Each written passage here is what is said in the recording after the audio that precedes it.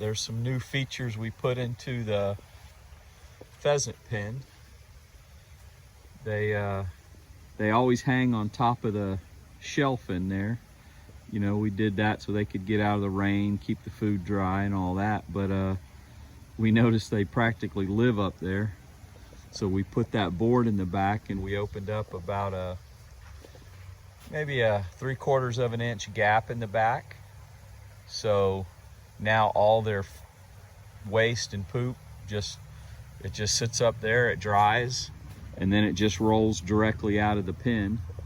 And we were gonna maybe put a little something there to just catch it, or just let it, by the time it hits the ground, it's dry, it's easy to pick up.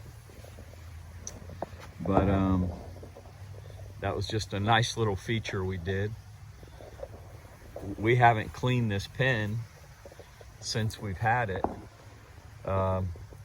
since they always seem to poop on top of those boards and it just rolls out. There's the old turtle pen. These cooler days, she stays underground most of the time. She lives under that log.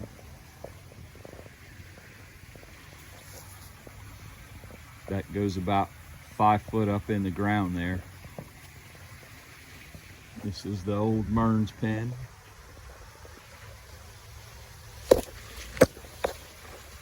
Not much has changed in here. We have put all of our new feeders in, and they seem to be working real well. They just absolutely don't waste any food, and they eat it all. You don't wind up with a bunch in the bottom. We got most of our next year hens are on the bottom row, and we'll start introducing our males probably in February. And then those are some of our, well, they've all run through the other side. Those are our older pairs on the top shelf there.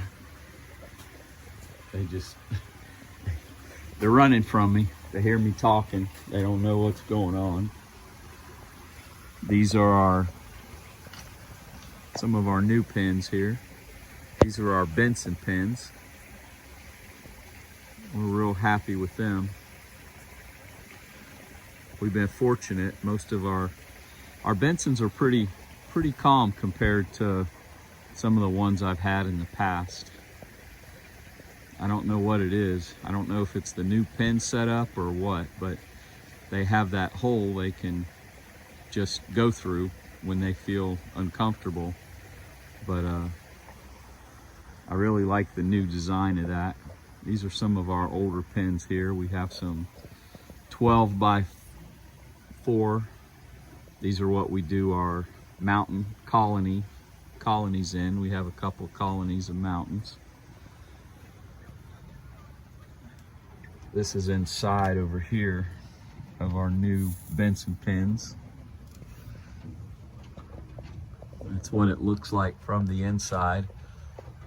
The roof is about 6 inches away from the wire. Just kind of nice, lets the heat out the way we got that set up. And we have the floor inside of the box, so when we go to clean this out, we just push all the debris to the wire and put a wheelbarrow or something underneath of it and catch it all up. But seems to be working real nice. That's one of the new feeders. We have some blue scaled. There's some Bensons there. There's a pair of blue scale. My blue scale, I have about 5 pair of them. And then we also have Gambles this year for the first time. They're pretty wild. They haven't tamed down yet for me, but they're about my wildest ones I have.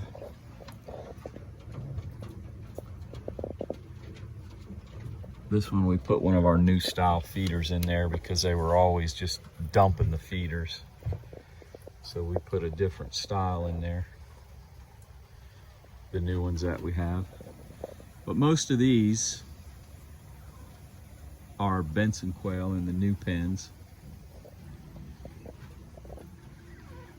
Here's some of the, one of the colonies of mountains.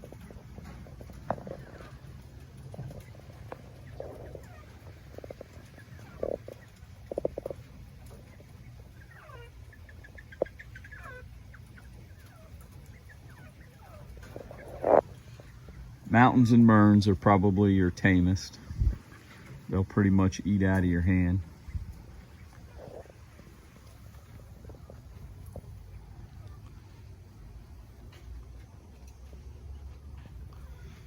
Here's some of the extra males. We like to keep a few extra males around. These aren't going to be the ones we put with the hens.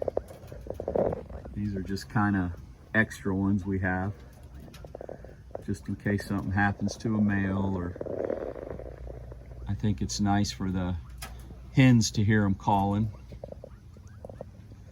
Makes the other males kind of make sure that they stay dominant, I guess. I don't know, just kind of, they seem to perk up when they start hearing them all call. Here's a pair of the Bensons.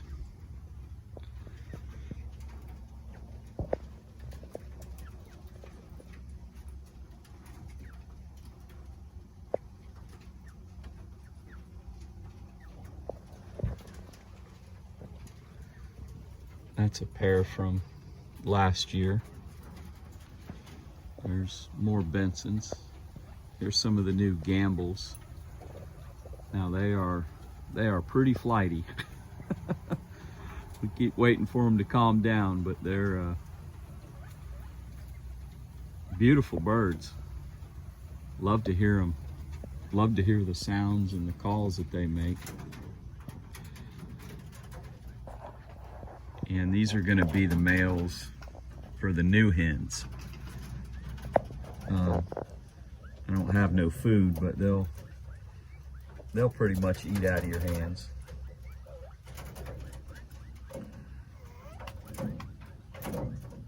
Might help if I had a little food. That's about as tame as I like to get them. I know a lot of folks have them really tame, but I feel like if I get them too tame, then I have a little problems during breeding season.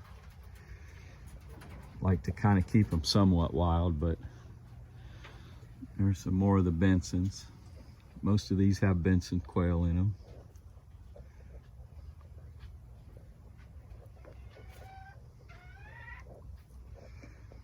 Here's one of my Bantams.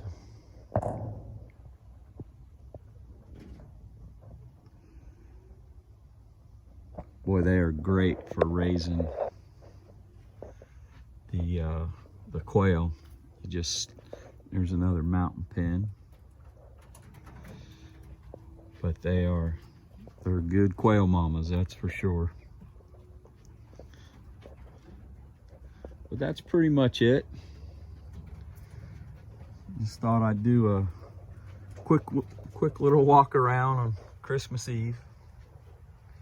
Hope everybody has a blessed Christmas, and won't be long, a couple months, we'll start getting our first eggs. Thanks for watching.